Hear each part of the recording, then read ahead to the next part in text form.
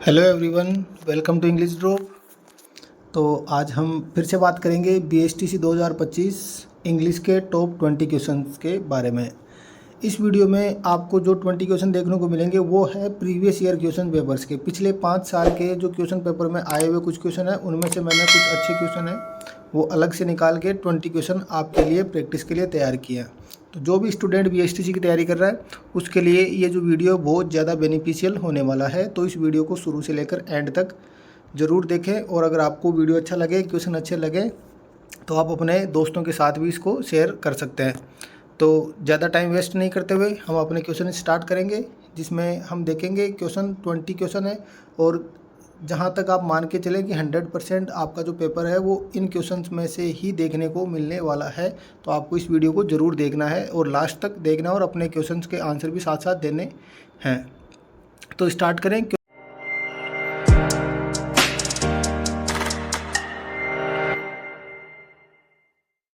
Question number 1 की तरफ चलेंगे।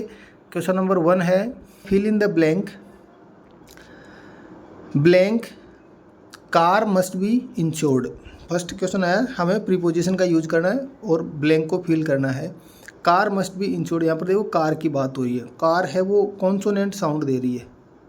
कौन सा साउंड दे रही है? कॉन्सोनेंट, मतलब हिंदी का जो व्यंजन होता है उस व्यंजन का साउंड दे रही है हमें। व्यंजन की ध्वनि निकल रही है, और व्यंजन के लिए हमें पता है हम किसका यूज करते हैं, आर्टिकल ए का। अब यहाँ पे दे इसलिए नहीं होगा क्योंकि यहाँ पे किसी एक स्पेसिफिक कार की बात नहीं हो रही है, कोई एक कार की बात हो रही है, इसलिए यहाँ पे क्या आ जाएगा, article a. Option number A हमारा यहाँ से राइट आंसर हो जाएगा। नेक्स्ट क्वेश्चन की बात करें, choose the antonym of एंटेंगल्स।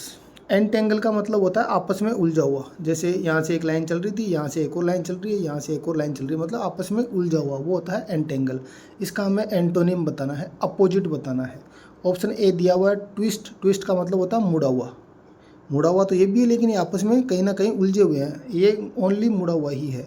Untwist मतलब एकदम सीधा हो जाएगा। हुक का मतलब, वो तो हुक तो जानते ही हो, जो हुक लगा हुआ रहता है, और इम्पेड यहाँ पे दिया हुआ है। तो ये है अनट्विस्ट, मतलब एकदम बिल्कुल सीधा। ऑप्शन नंबर बी हमारा यहाँ से राइट आंसर हो जाएगा। और क्वेश्चन को अच्छे से एक्सप्लेन करने के लिए यहाँ पर मैंने आपको बेटर समझ में आया इसलिए जो एक्सप्लेनेशन है वो डाली है। Entangle means to twist together. Entangle का मतलब होता है आपस में ट्विस्ट होना, उलझे हुए होना। अनट्विस्ट इसका क्या हो जाएगा, अपोजिट, बिल्कुल सीधा। क्वेश्चन नंबर 3 है, वो दिया है सेलेक्ट द करेक्ट प्रीपोजिशन। यहाँ से हमें करेक्ट प्रीपोजिशन बतानी है। Rahul must have received the dues, कि राहुल को रिसीव करने हैं ड्यूज। मस्ट का यूज किया गया है, और नाउ एक टाइम पीरियड दिया गया है। और जब भी आपको स्पेसिफिक टाइम दिया गया हो तो बाई का यूज करते हैं हम। कौन सी प्रीपोजिशन का?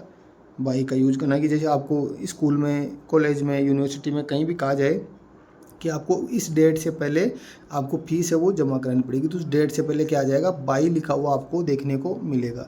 तो यहाँ पे भी हमें किसका यूज़ करना है, बाई का यूज़ करना है, जो कि हमारा ऑप्शन नंबर ए है वो करेक्ट हो जाएगा। एक्सप्लेनेशन में भी ये लिखा, बाई इंडिकेट्स ए डेडलाइन और the latest time something is expected. एक डेडलाइन दी हुई हो, आपको एक फिक्स टाइम पीरियड दिया गया हो, उसके लिए यूज किया जाता है बाई को। नेक्स्ट क्वेश्चन है fill in the blank. Fill in the blank करना है। This is in conformity blank the rule laid down by the corporation. तो यहाँ पर जब भी कन्फर्मिटी का वर्ड इन कन्फर्मिटी आए तो उसके साथ में हम किसका यूज़ करते हैं, विथ का यूज़ करते हैं। जब भी आप किसी से एग्री होने के लिए, किसी बात को एक्सेप्ट करने के लिए जब हम बात करें तब हम किसका यूज़ करते हैं, विथ का यूज़ करते हैं। तो यहाँ पे ऑप्शन नंबर डी हमारा करेक्ट आंसर हो जाएगा। एक्सप्लेनेशन में लिखा है इन conformity with the correct phrase. ये एक फ्रेज होती है जिसका मतलब होता है किसी बात से एग्री, सहमत हो जाना।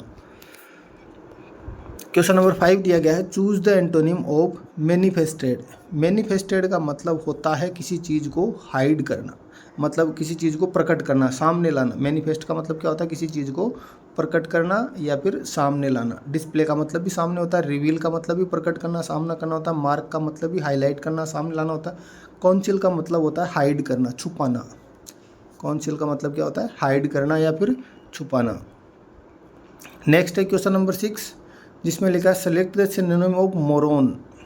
क्या बताना है, सिनोनिम बताना है, पर्यायवाची बताना है किसका, मोरॉन का। मोरॉन कहा जाता है मूर्ख, बोल सकते हैं हम।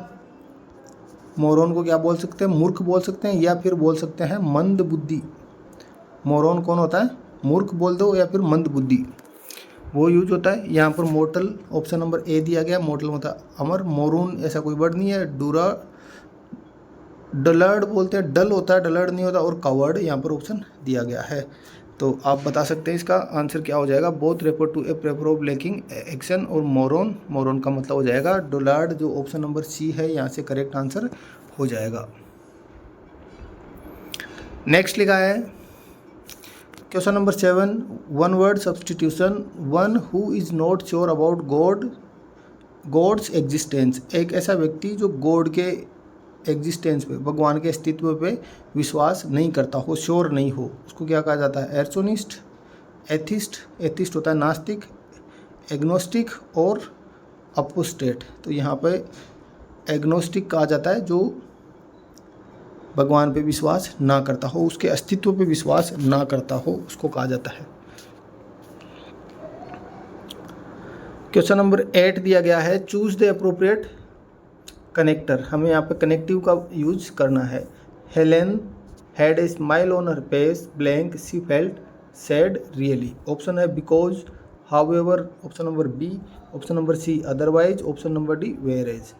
ठीक है, यहाँ पर क्या किया गया है कि जो हेलेन है उसके चेहरे पे क्या है, एक स्माइल है, जबकि वो रियल में क्या है, सैड है। मतलब एक दूसरे का अपोजिट बताया जाता है, कॉन्ट्रास्ट डाला गया। ठीक है, और कॉन्ट्रास्ट शो करने के लिए हमेशा किसका यूज किया जाता है, वेयर एज।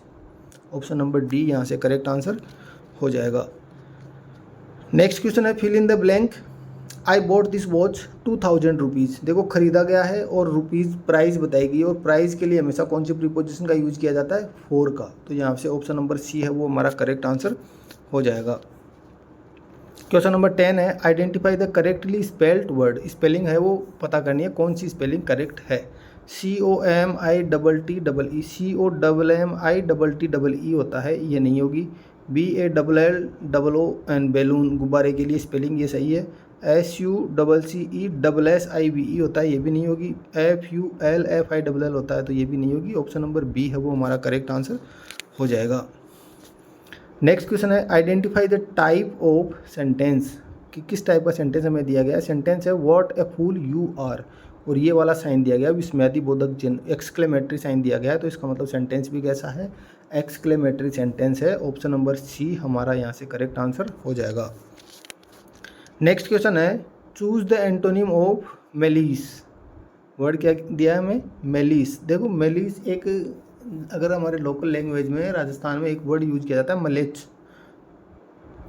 ये वैसे लोकल वर्ड नहीं है, लेकिन एक वर्ड यूज किया जाता है मलेच, मलीच, ऐसे ऐसे कुछ कहा जाता है। ठीक है, इसका मतलब बुरा सोचने वाला, बुरा चाहने वाला। मेलिस कौन होता है, बुरा सोचने वाला, बुरा चाहने वाला। ऑनर का मतलब सम्मान। एक्सटेसी, गुडविल और हैप्पीनेस। गुडविल का मतलब होता है किसी के बारे में अच्छा सोचना। गुडविल किसको कहा जाता है, किसी के बारे में अच्छा सोचना। किसी के बारे में बुरा सोचना मेलिस, और अच्छा सोचना गुडविल। तो अपोजिट क्या हो जाएगा इसका, ऑप्शन नंबर सी है वो करेक्ट आंसर हो जाएगा। नेक्स्ट क्वेश्चन नंबर 13 दिया है, identify the correctly spelled word. Correct spelling बतानी है। PRECIVE, PARCEIVE, PARCEIVE और PERCE। तो यहाँ से ऑप्शन नंबर सी है वो हमारी करेक्ट स्पेलिंग है वो हो जाएगी, PERCIEVE। प्रिसीव या रिसीव ऐसी स्पेलिंग आती है। Fill in the blank with the correct preposition. Preposition का यूज करना है हमें। The parties quarrel themselves. देखो लड़ाई हो रही है, किसके साथ हो रही है, देमसेल्फ। जब भी दो से ज़्यादा के बीच की बात हो, मोर देन टू हो, तब हमें कौन सी प्रीपोजिशन का यूज करते हैं, हमें अमंग का। दो के बीच में बात हो तब तो बिटवीन, और दो से ज़्यादा के बीच में बात हो तब किसका यूज किया जाता है, अमंग का यूज किया जाता है। ऑप्शन नंबर बी हमारा यहाँ से करेक्ट आंसर हो जाएगा। क्वेश्चन नंबर 15 है वो दिया गया, choose the correct article. Article का यूज करना, he is blank brave man. वह एक क्या है, बहादुर आदमी है। एक के लिए ए और एन का यूज किया जाता है। ब्रेव, बैक का साउंड आ रहा है, कॉन्सोनेंट साउंड आ रहा है, इसका मतलब कौन सा आर्टिकल आ जाएगा यहाँ से, ए। ऑप्शन नंबर ए है जो करेक्ट आंसर हो जाएगा। क्वेश्चन नंबर 16 है वो दिया गया, select the correct form of verb. Correct form बतानी है।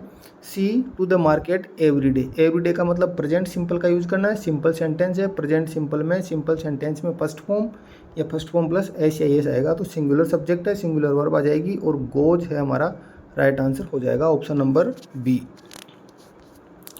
नेक्स्ट क्वेश्चन है identify the synonym of rapid. Rapid का सिनोनिम बताना है, पर्यायवाची बताना है। रैपिड का मतलब होता है तेजी से, तेजी के लिए, स्पीड के लिए यूज किया जाता है। स्लो का मतलब धीरे, क्विक का मतलब तेज, लेजी का मतलब आलसी, वीक का मतलब कमज़ोर। तो बताओ आंसर क्या हो जाएगा इसका। तेजी का सिनोनिम पर्यायवाची क्या हो जाएगा, क्विक। क्विक का मतलब क्या होता है, तेज। क्वेश्चन नंबर 18 है चूज द करेक्ट प्रीपोजिशन। फिर से हमें प्रीपोजिशन बतानी है। He is angry my behaviour. देखो एंग्री एक वर्ब है, इसके साथ एंग्री एट का यूज किया जाता है और एंग्री विथ का यूज किया जाता है। एंग्री विथ कब जब होता है समवन, मतलब नाराज है, किसी इंसान से नाराज हो तब तो हम विथ का यूज करते हैं। इंसान को छोड़कर किसी पे भी, किसी के व्यवहार पर, किसी के काम करने के तरीके पर, किसी के बोलने पर, किसी की भाषा पर, ठीक है, किसी भी चीज़ पे नाराज़ होना, किसी जानवर पर, किसी भी चीज़ पे नाराज़ होना तब हम किसका यूज़ करते हैं, एंग्री एट का। इंसान के साथ नाराज़ हो तब एंग्री विथ का। यहाँ पे वो नाराज़ हो रहा है किस पे, मेरे बिहेवियर पे, मतलब इंसान नहीं है, इंसान का बिहेवियर है, तो एंग्री एट का यूज हम यहाँ पे करेंगे। Fill in the blank with the correct conjunction. Conjunction का यूज करना है I will call I arrive, कि मैं तुम्हें कॉल करूँगा, मैं तुम्हें बताऊँगा, आई अराइव जब मैं वहाँ पहुँच जाऊँगा।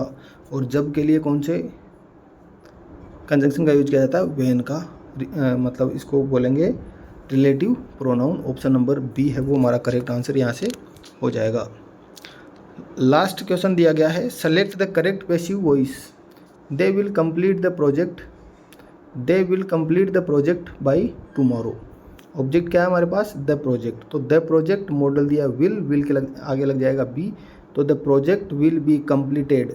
दे अनइम्पोर्टेंट सब्जेक्ट है तो ये हट जाएगा। यहाँ पर सब ऑप्शन में बाई देम दिया गया तो हम यहाँ पे देम को भी यूज कर लेंगे और बाई टुमारो आ जाएगा। तो the project will be completed, the project will be completed by tomorrow हो जाएगा। द प्रोजेक्ट विल मॉडल के बाद बी आता है, यहाँ पर बी दिया हुआ है कंप्लीट, लेकिन फर्स्ट फॉर्म दे रखी है, the project will have been, ये नहीं होगा, ऑप्शन नंबर ए है वो हमारा करेक्ट आंसर हो जाएगा। तो ये था आज का हमारा पेपर। उम्मीद है आपको अच्छे से समझ में आया होगा। जो भी नए लोग इस पेपर को पहली बार देख रहे हैं वो एक बार पुरानी वीडियो जाके चेक करेंगे, वहाँ पर हम 3 पेपर है वो ऑलरेडी देख चुके हैं। ये है आज का हमारा मॉडल पेपर नंबर 4। और आपकी एग्ज़ाम तक डेली आपको मॉडल पेपर सुबह 6 बजे आपको डेली मिलता रहेगा। तो आप हमसे जुड़े रह सकते हैं। तब तक के लिए थैंक यू, गुड बाय।